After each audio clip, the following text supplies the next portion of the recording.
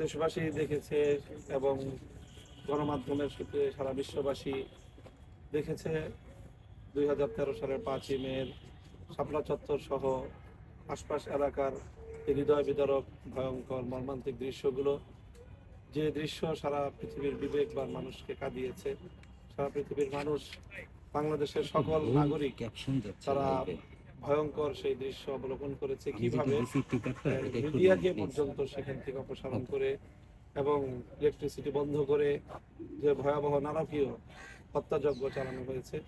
সেই হত্যাযজ্ঞে আমি ব্যক্তিগতভাবে সেখানে উপস্থিত ছিলাম এবং সেই হত্যাযজ্ঞের অনেক ভয়াবহ দৃশ্য সচক্ষে আমরা প্রত্যক্ষ করেছি।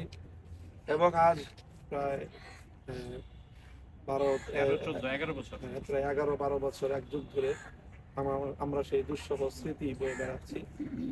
আমরা অনেক আমাদের শহীদদের কবরের পাশে দাঁড়িয়েছি এবং অনেক আমাদের আপনজন যারা তাদের আপনজনকে হারিয়েছে। আমরা লাইভে আছি এখানে শেষ নয়, ফেসবুকে, অনেক শহীদ পরিবারের ফেসবুকে লাইভে আছি। শহীদদের স্ত্রী, শহীদদের সন্তানেরা তাদের আপনজন শহীদ হওয়ার পর তারা তাদের আপনজনদের লাশটুকু পর্যন্ত খুঁজে পায়নি। অনেকে শাহাদাত বরণ করার পর তাদের আপনজনদেরকে পুলিশ জোরপূর্বক তাদেরকে দিয়ে মিথ্যা মামলা দায়ের করানোর জন্য চাপ প্রয়োগ করেছে, যার কারণে তারা পুলিশের হাত থেকে বাঁচার জন্য, আত্মরক্ষার জন্য তাদেরকে ফেরারি জীবন যাপন করতে হয়েছে। বছরের পর বছর এই ফেরারি জীবন যাপন করে অনেকেই সামাজিকভাবে, আর্থিকভাবে ভয়াবহ ক্ষতিগ্রস্ত এবং এক বিপর্যস্ত জনজীবন নিয়ে তারা চলছে। কাজেই বাংলাদেশের ইতিহাসে স্বাধীনতা একটু হালকা করে জুম চাষ করে এদিক ওদিক নাও। 13 সালের 5ই মে এক ভয়াবহ নারকীয় হত্যাকাণ্ডের দিন। এটি বাংলাদেশের মানুষের জন্য, বাংলাদেশের ইতিহাসের জন্য একটি অভিশপ্ত দিন। আমরা মনে করি যে অভিশাপ থেকে মুক্তির উপায় হলো যে এর যে কুশীলব এবং হত্যাকারী যারা, তৎকালীন প্রধানমন্ত্রী শেখ হাসিনা সহ সকল হত্যাকারীদেরকে এবং হত্যাকাণ্ডের সঙ্গে জড়িত যারা রয়েছে তাদেরকে উপযুক্ত আইনের মাধ্যমে বিচারের আওতায় আনতে পারলে বাংলাদেশ এবং বাংলাদেশের মানুষ অভিশাপ মুক্ত হবে।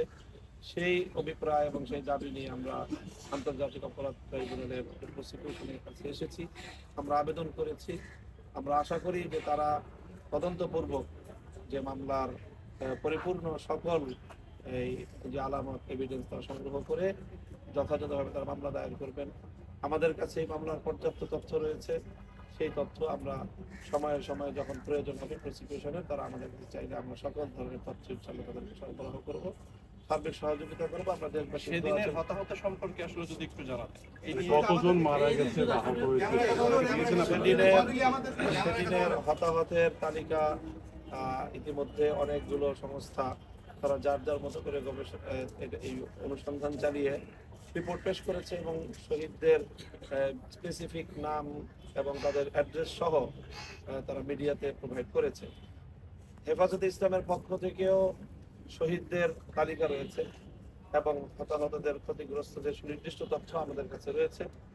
আমরা প্রসিকিউশনের সাথে সে বিষয়ে কথা বলেছি এবং আমরা তারা যখনই আমরা আপনাদের তালিকা অনুযায়ী কতজন শহীদ চাইবে আমরা সেটা প্রোভাইড করব। আমরা সুনির্দিষ্ট তথ্য এই মুহূর্তে সংখ্যা আমরা বলছি না, এটা অবশ্যই শতাধিক, এটা তো নিশ্চিতভাবেই বলতে পারি আমরা। আমাদের কাছে যে তথ্য রয়েছে এবং সেই তথ্যগুলো আমরা বিচার কার্যের সুবিধার্থে সবটাই আমরা প্রসিকিউশনকে আমরা প্রোভাইড করব।